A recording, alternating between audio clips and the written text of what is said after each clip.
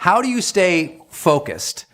Answering this question is perhaps the most important, critical thing you will ever do in your lifetime, period. So I hope it is an absolute priority for you to learn to take back your focus in life, for you to get more distinct and more clear about. Hey everyone, if this video lifts you up and encourages you to live a more fulfilled life, then make sure to subscribe and hit the like button. Your support helps spread positivity and inspires others to tune in. Every like and subscription keeps this channel growing and allows me to create more content that uplifts and motivates. So go ahead, like, subscribe, and open your hearts to more inspiration and encouragement. What your focus really is, and for you to finally decide, you know what, if I don't finally get my focus in check, if I keep wandering around distracted, if I keep looking at every new thing that pops up, if I keep trying every single new opportunity, if I keep saying yes to everything, if I keep listening to everybody's complaints, and if I keep doing whatever they ask me to do, at some point, you'll lose your life. And I don't mean that physically as in harm or death. I mean that one day you'll wake up and say, I don't feel like I've accomplished what's meaningful to me. I don't feel like I'm in a job that I care for. I don't feel like I have connection with my family or my friends, because at some point your focus drives everything. It drives your thoughts and your emotions, right? What you focus on is certainly, if you focus on all negative things, you're going to be negative. If you fail to focus on the things that are important, meaning your priorities, then what happens to your relationships? What happens to the overall quality of your life? Focus is driving everything in your life. You got to get it back. It's not just about being productive. We'll talk about that. It's about experiencing the best quality of life. You hear this new movement called the mindfulness movement, right? About the new popularity of these conversations about presence and meditation and things like myself and my industry have been talking about for decades. Well, you hear about that. That's really just about reining back in control of our focus in a world that's gone mad and crazy and distracted. So how are you going to get your focus back? Well, let me give you some counterintuitive ways to do it. The first thing that I need you to know in order to get your focus back is to realize that you need to make fewer decisions. Fewer decisions. Why? Well, as we know from neuroscience and we know from productivity studies, that the more decisions that we actually make, the more our brain becomes fatigued, right? The more decisions that we make, the more we utilize the glucose that's really fueling our willpower, that's fueling our ability to make more decisions and higher quality decisions. Matter of fact, the more decisions that you tend to make, the less effective you're going to be over the long term, because you're going to utilize your ability and your resources and your brain's power, literally your willpower, will go out the window. So you want to minimize the number of decisions you are making. How do you do that? Well, here's some simple things. One, stop browsing. You know, I know maybe you found me because you were browsing somewhere, and I hope you make me part of your focus on your personal development, that I'm a purposeful part of your life. But I can tell you, overall, browsing completely wipes out your focus and your willpower. Even all these little things you're focusing on are utilizing all your brain's resources. And over a period of time, when you stop browsing and you go back to focusing on something, guess what? You tend not to be able to focus on one thing and get things done. You start multitasking and doing lots of things, but where your work isn't really focused, nothing gets accomplished. So what happens is your brain is fatigued. Guess what happens when your brain fatigued? You find yourself sitting with a bag of potato chips, and what do when you have the remote control? You're just flipping randomly through things. Do you ever notice that? Meaning it's easier to become distracted the more distracted you are. Meaning the more that you aren't focusing on one thing at a time, the more problem you're going to have later on to complete one thing at a time. And I know that makes sense, but here's this simple solution if you missed it. Stop browsing so much. All those browsing, all those tweets that you're reading, all those news feeds that you're reading, guess what? Every time you look at them, guess what your mind has to do? It has to make a decision, pay attention or not pay attention. And that decision is costing you focal power and resources later on, even if you don't know it.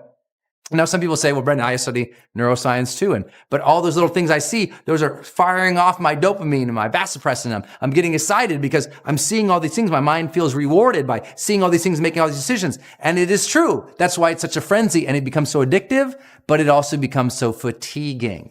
And if you're constantly fatiguing your brain by focusing on a million things, you'll never get your focus power back. Does that make sense? So stop making so many decisions by stop browsing things to decide whether or not you should pay attention to them. Just stop browsing. When you do things, do them intentional. If you're looking for something, search for that one thing, find it, you're out. Stop clicking on all the blue links. Stop swiping all the apps and all the pictures. Do the things that are going to move you forward. Well, what should those things be? That leads us to point number 2 here, which is you must define your mission. You need to have a mission for what you're doing today. You need to have an intention for what your next task is going to be.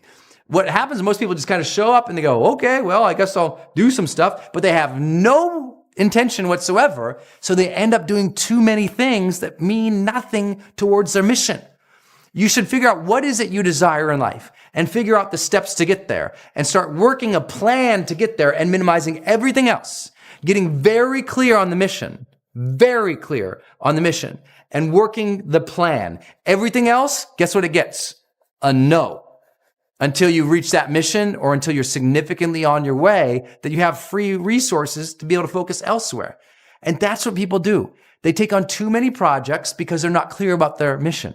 Because I'm guessing if you're watching this, you're somebody who wants to add value and make a difference in the world. So anytime someone asks you to do something, you're like, yeah, let me help you. But that might not have anything to do with the quality of life or the objective or the thing that you're trying to achieve or the service you're really intending to offer, right?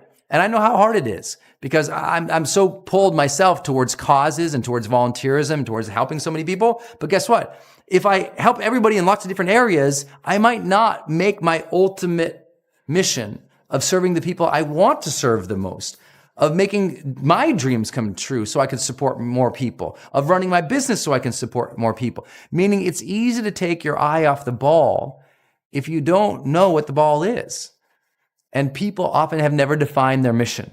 And if you don't have one right now for this day, if you didn't have a drive, a mission, a written down statement about what you were going to accomplish today, a checklist, a goal sheet, a time management tool that you filled out today, and you're just showing up today and going, well, I guess I'll see what my inbox tells me to do today. And you just respond to everybody else's desires and everyone else's emails, and you're just always in reaction, always responding to everybody. No proactivity towards a mission that you defined yourself, you'll be lost. You'll find that because you never focused on that one thing or moving towards those several things that were your priority, that you're just lost.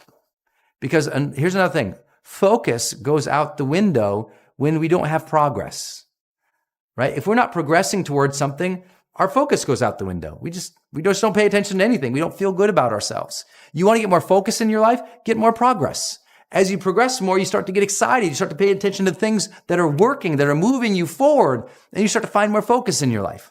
Last idea. It's so very, very, very simple, and I hope that you will practice it. I hope that you will study it. I hope that you will work it over and over and over and over again. Once you have that mission, your job is to try this just for a little while. I know it's going to be uncomfortable, and you're going to hate the idea, especially coming from me. And that is, I just want you to say no to everything immediately from now on, always. Now, that goes against the grain of a lot of people say, well, no. Life is about saying yes. Well, yeah, a lot of people have said yes to everything, and that's why they're miserable. I want you to say no just at first, just so you can check it against your mission. I don't want you to say yes or commit to any projects immediately anymore.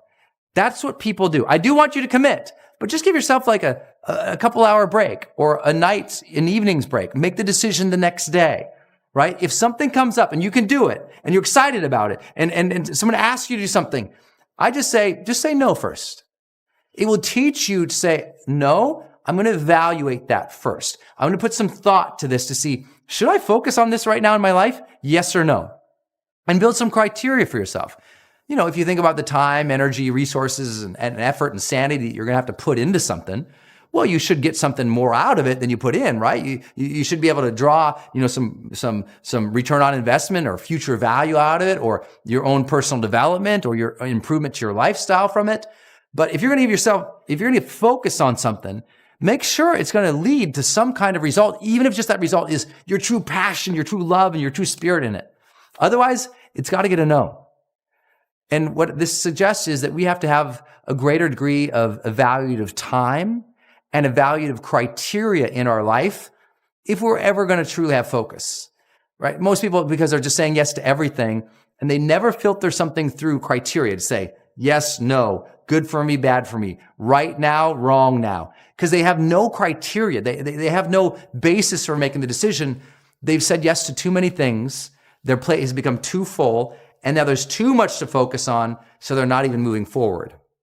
Your job is to get back to a very simple level of life, to very simple things to focus on, to do, to focus what we call essentialism or simplicity, to just make sure that you're only focusing on one or two major things at a time.